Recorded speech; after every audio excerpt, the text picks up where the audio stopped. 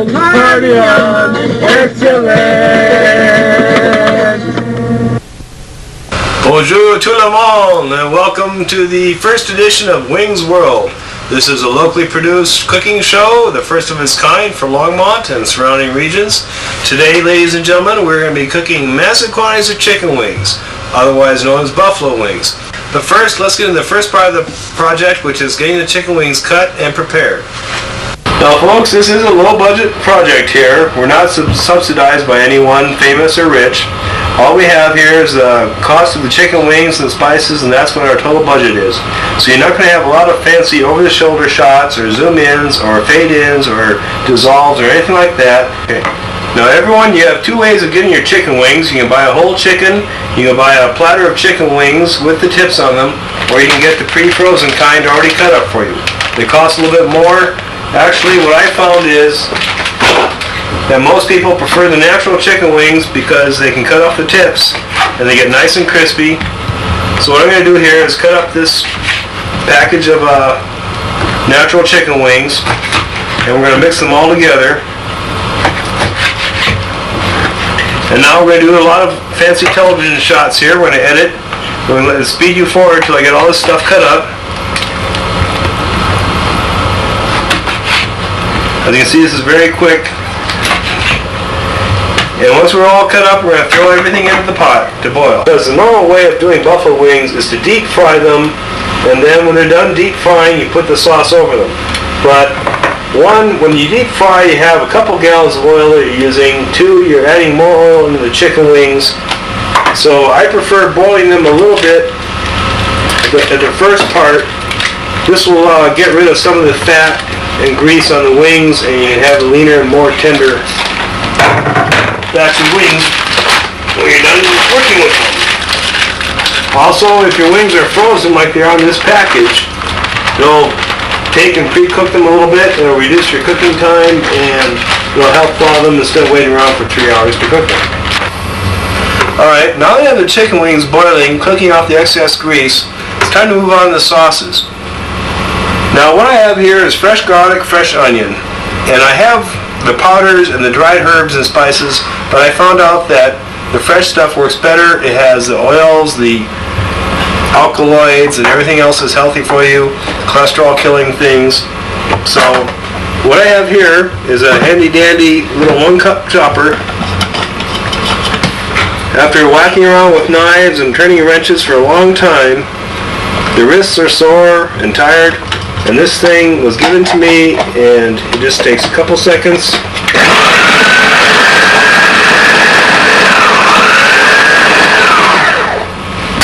There you go, presto, chopped onions.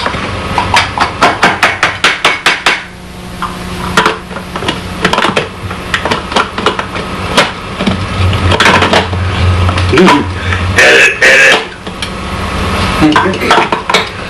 It's so simple and easy to use. Yeah, what about Ronco and Pompeo, huh? Did you have to go through this? Now we whip up the garlic. I'm using 2 of my sauces today.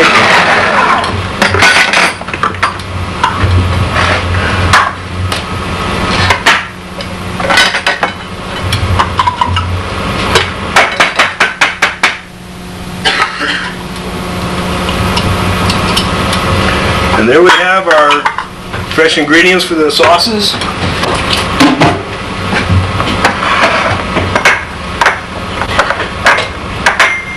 Now I have here some hot peppers. These will be going into the curry sauce today.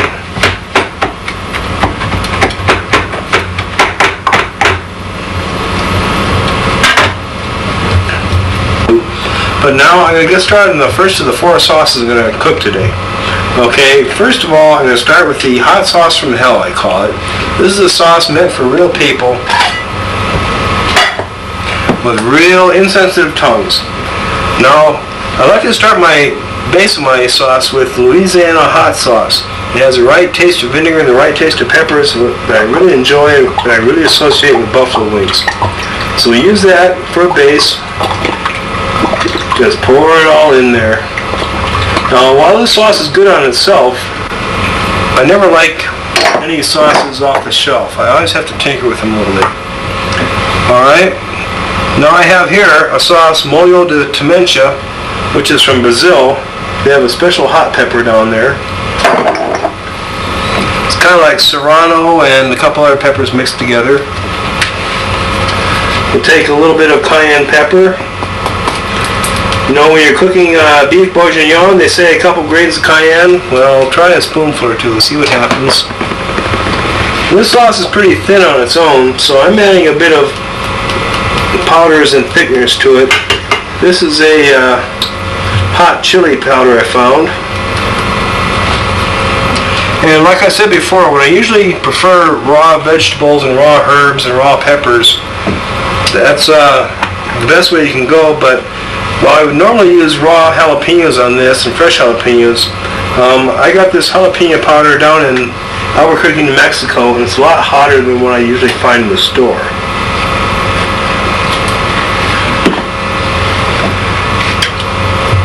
Now here's the basics. Oh, let's have a little bit of crushed red pepper in there. Can't ever hurt. And some black pepper. Ooh, a couple spoons, that's going to be really healthy. And let's see what else I want. Oh, I don't want any lemon pepper. How about a little bit of vinegar flavor here? I raise my own herbs and put them in vinegar and have my own vinaigrettes. And I want a little bit of a smoky bite to it. So I have a little bit of hickory salt. That'll be coming up later in another recipe. And also some liquid smoke. Oh boy, my nose is starting to...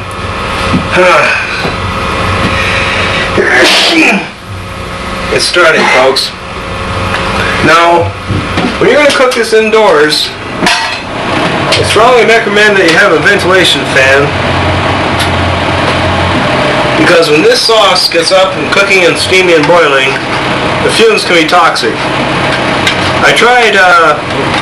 a little while ago, I tried cooking this sauce in a microwave without any ventilation, and the results were pretty horrible. And here's what happened. No, Erik, look what you did to my bird! You gassed him with your hot sauce! Look at him! He was just fine, now you killed him! So if you have any small birds, cats, small children around the house, I don't recommend cooking this in a microwave or without any safety masks or... This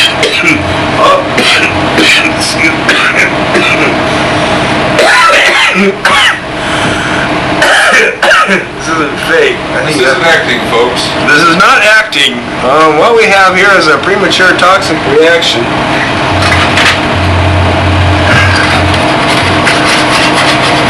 And if you want to increase the temperature of this a little bit, I have some Brazilian red peppers that are about the equivalent of serrano peppers. Now jalapenos are a scale of 5 to 10, and serranos are 7 to 10. Then you have your habanero peppers, which are a scale of 10 on 10, and very few people, normal human beings that I know, can handle it. So now we have this sauce started.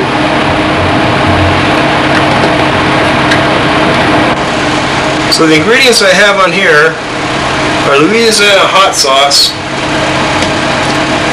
crushed red peppers, jalapeno powder, a little bit of liquid smoke, black pepper, crushed red pepper, and a small amount of hickory salt. And you may notice on your screen that none of these ingredients are labeled or quantified, like a quarter teaspoon of this, quarter teaspoon of that. I find that I don't agree with that. Following the recipe by rote doesn't really work, because some weeks I may prefer a little bit more garlic, which is what I'm adding here. Some weeks I may not like garlic, and I may just prefer a little bit of onion, which I'm adding here. And I find that cooking is really spontaneous, and it depends on my mood, and I shouldn't have to follow the same thing over and over again. And what I found is that the more you follow recipes, the less creativity you have, and generally people are satisfied, but you don't have anything really good or bad or anything to worry about. So I like being spontaneous.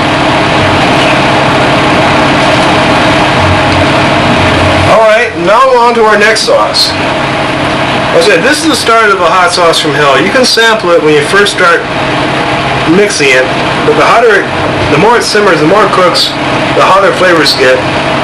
And after a while, you have to go by touch. You can't really judge how hot it is until you really put it on the wings. And now, on to sauce number 2. This is a favorite sauce of mine, discovered kind of by accident, as a lot of good recipes are. This is a sauce I call my Meanie Greenie Chicken Wingy, for the mean green chicken wing. The reason is because it's really mean. It has one heck of a bite to it, and it's just green. Now the main component of this green sauce is Japanese horseradish, called wasabi. Now this is Japan's answer to atomic bombs. You can get this in your local supermarket in a 1-ounce can, which costs about $3, but if you're a horseradish fan like I am, you go to an Oriental market or a Japanese market in Denver and get a kilogram, 2.5 pounds, 2.2 pounds for $10. And believe me, I go through a lot of this stuff. Now the ingredients for this sauce are, as you can see on the screen, you have yogurt, you have your powdered wasabi, your green horseradish from Japan, and you're going to have dill seed, and you're going to have tarragon. All these ingredients are green. You don't want to have any yellow curry powders or anything in this stuff. Now you also notice on the screen that there aren't any amounts on here, like a 1/4 teaspoon of dill seed or a 1/2 tablespoon of fennel or whatever, because again, the spontaneity is ruined, and every time you cook something, you might be in a different mood. So we'll just go over here and put this on the stove and start getting it warm.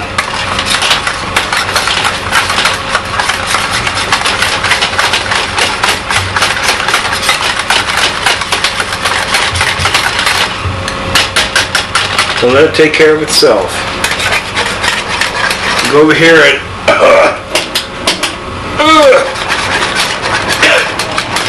get this stuff going. Again, be careful with small animals and small birds with this stuff.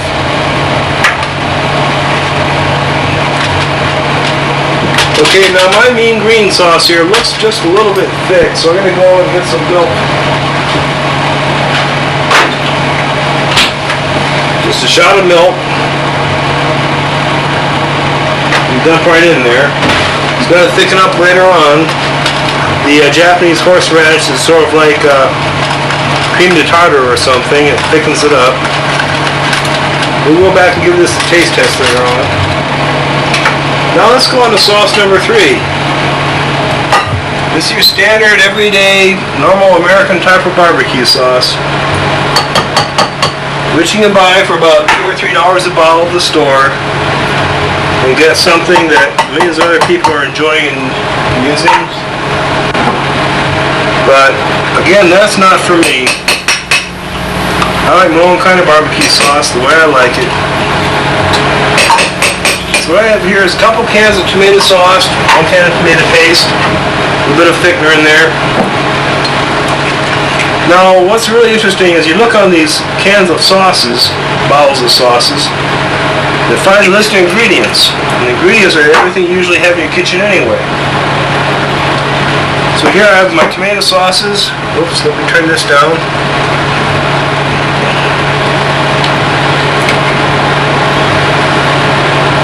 And for something sweet on that, I have leftovers of my maple syrup bottle.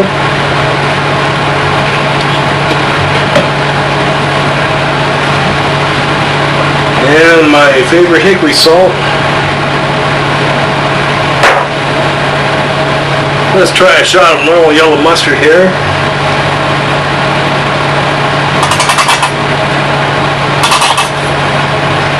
Doesn't that sound disgusting? And I'm a fan of Mexican food, so I like cumin in a lot of things. A little bit of cumin adds a little bit of taste off the border, which is no problem. And maybe for a little bit of thickener, some chili powder. Again, chili powder is a mix that you have basic ingredients and they've just combined them for you and charged you the heck out of you, so. Alright, grab my faithful little stack whisk here. Yeah. Let me grab my faithful whisk. And we'll start number 3 going.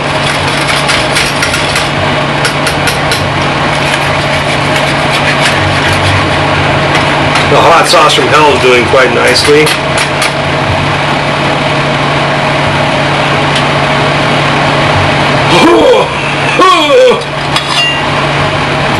The key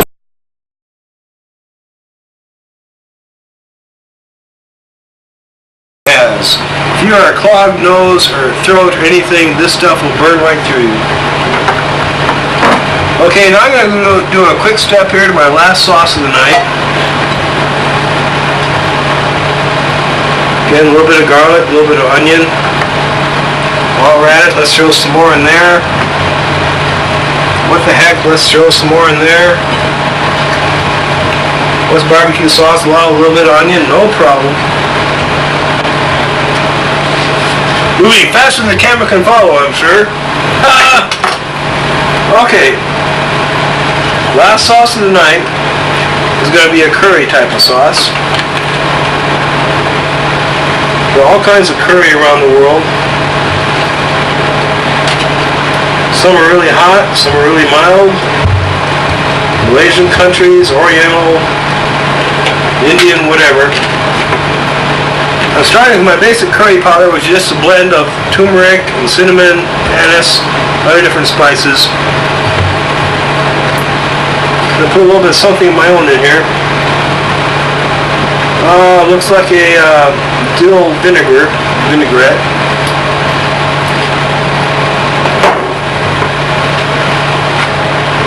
Okay, I have a special honey.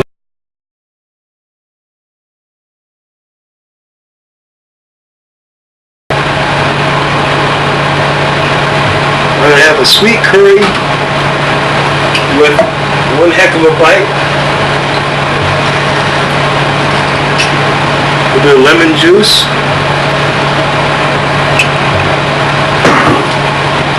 And some hot Tabasco peppers. Now if you want to experiment on this, there's no problem with that. You can use different kinds of peppers. I like powdered white mustard, cardamom, you name it, cloves, put in there. Some people have different tastes.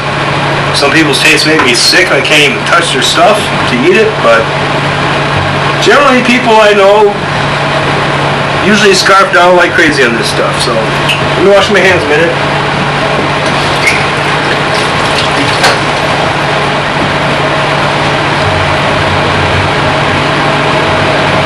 Okay, now this sauce needs a little filling up.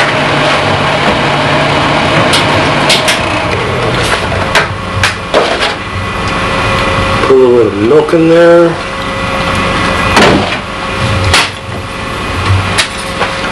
Turn that about a medium high. A little touch of cornstarch for a thickener.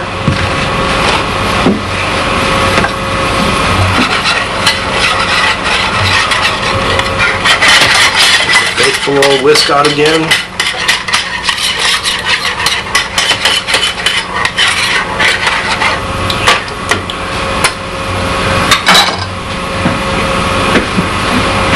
Wipe up the mess before it cooks on. They have an incredibly hard time getting it off.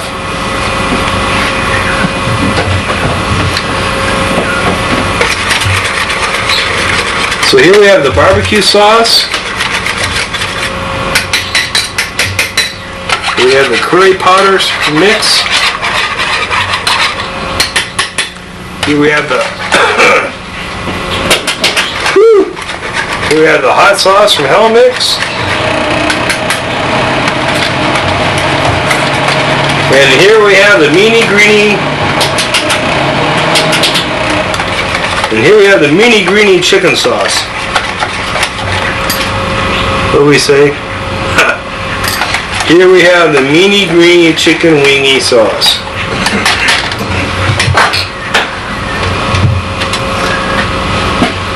Alright, now let's give a quick taste test on these.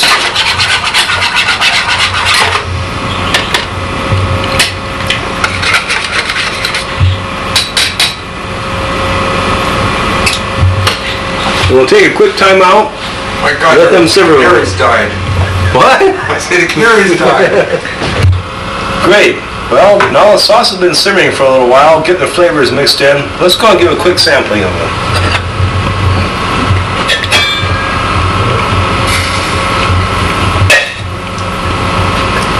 That's tasty, good and mild.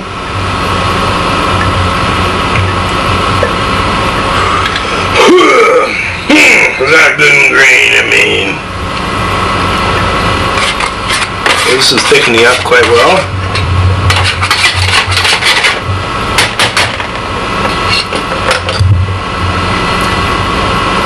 Ah, good, very good, gooey.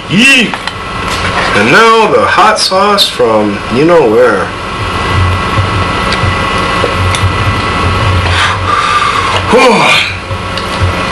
Well, I tell you what, I think we need just a little bit more jalapeno here.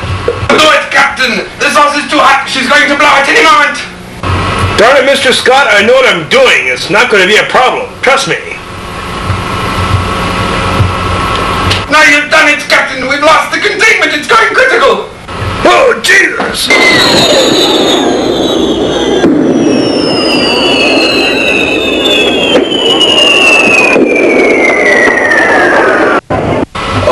Well, now that's over with. Perfect.